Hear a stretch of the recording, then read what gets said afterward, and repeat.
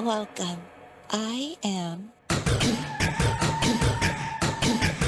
everyone's favorite. As you could gather, things are going to be a little bit different now. I hope you enjoy this more audible format I have ready for you. This will be a very different type of video from my usual ones, and I'd love to make more like this in the future with bolder, more intriguing ideas. I want to make things easier to understand as well. As it turns out, on-screen text, while it has its perks, also has its limitations. So this is my solution, actually talking. Now, we may begin.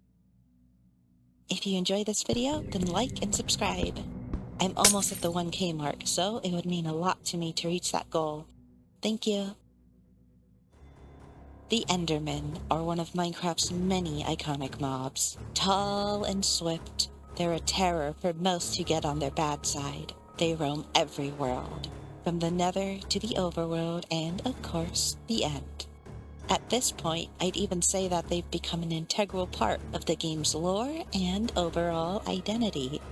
But with the context of the other Minecraft games, it may be worth revisiting them from a design standpoint, both visually as well as their role as an enemy worth fighting.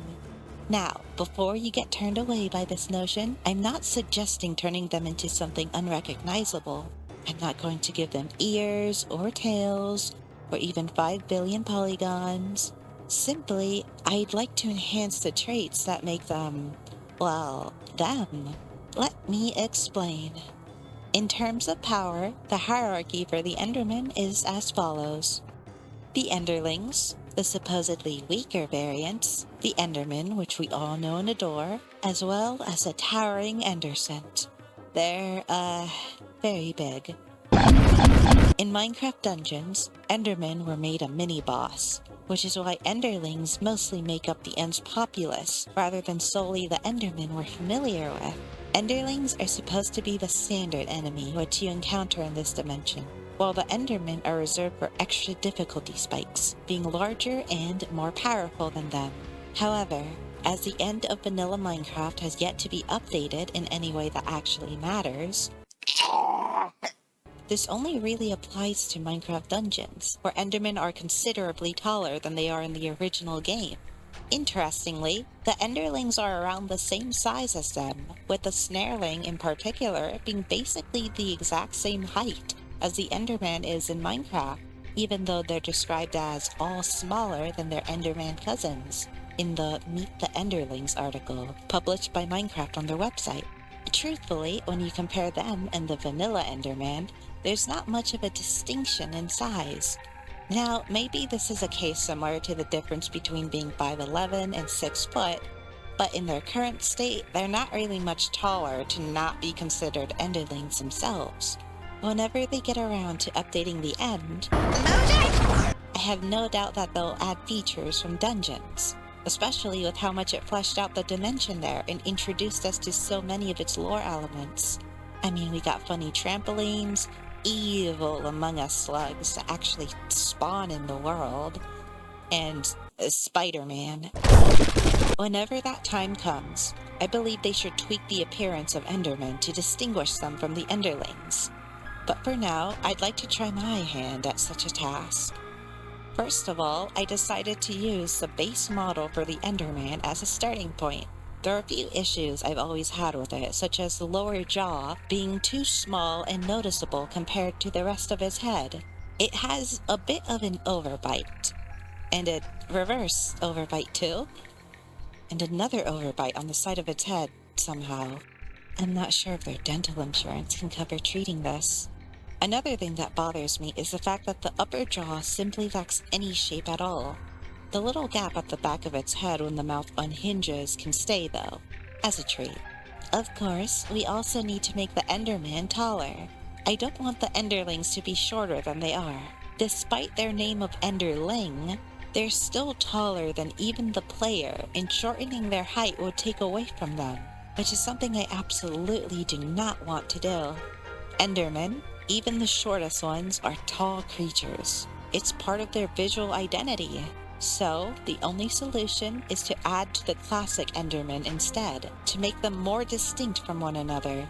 I did the measurements, and the Enderman in Dungeons is 3.5 blocks, so about 3 blocks and a slab in height for reference. The vanilla Enderman would basically be at its shoulders. I thought about scaling the size of the arms up to 3 pixels in width to match the dimensions a bit more, but I felt this would make the Enderman look too different from its iconic design, especially if I tried doing the same with its head. So I decided to lengthen the arms and the body to achieve the height they possess in dungeons. A simple but effective fix, I would say. An interesting thing to note about the dungeon's design is the fact that its eyes have white pupils and pink irises. I like this design for the eyes a lot more than the original actually. It conveys an otherworldly, inhuman feel to them that I quite enjoy the look of. It makes them feel more ethereal in that way. So I decided to use that part of its design too. As you can see, I also took the liberty of making their jaw fit seamlessly with the rest of their head. Free of charge, of course. Next up is to add the rest of the textures, and it's done. Just like the original, but taller and a little more cleaned up. Honestly, I find them to be far more intimidating like this, being basically double the height of the player and large enough to stick out from a crowd of Enderlings. I'd like to imagine them serving the role they play in Minecraft Dungeons, but in the original game. While the Enderlings are the more common residents of the End, the Endermen will still occasionally pop up among them, acting as a greater challenge. Maybe doing more damage than they currently do, as well as having more health. Meanwhile, the Enderlings could have around the same HP and attack power that the Endermen currently do. This would help certain mobs, like the Watchlings, stand out a bit more. Holy shit, did you guys see that? While they're a melee mob like the Endermen, they're less tough and can be dispersed in the area a bit more commonly. Almost akin to how the Ravager and Vindicator relationship is in the Illager raids. Perhaps the Watchlings could have a place in the Warped Forest because of this. Their numerous eyes adding a further sense of uneasiness among the eerie ambience of this place. Of course, the Endermen would also appear here too, though a little more uncommonly perhaps due to their greater strength. And to those thinking that they would disturb the relative peace that the Warped Forest offers, this needn't be the case. I actually don't think they're inherently hostile, but rather the situation in dungeons is a very particular one due to certain, circumstances that have popped up in the end. Feel free to check that video out, by the way. I think it could also be cool for them to be angered when looked at, though unlike Endermen, I think they'd be quite upset just by looking at any part of their body, rather than just their face, since they have so many eyes everywhere. It could make the Warped Forest a bit more like another counterpart to the Pale Garden in that way. I mean, their appearances are rather similar to the Kraking, I'd say, though that could be something to go over another time. Nonetheless, I hope you enjoyed the ideas I presented in this video. I had a lot of fun with it, so I would appreciate if you could like the video and subscribe to the channel for more content like this and other interesting ones.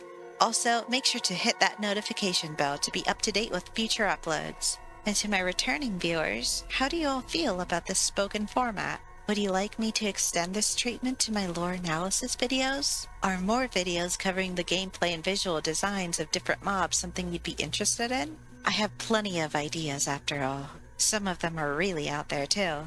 What else would you like to see me do? Leave your comments below. I'm always reading them, so I'm interested to see what you all have to say. Thank you for watching, and I'll see you another time. Bye!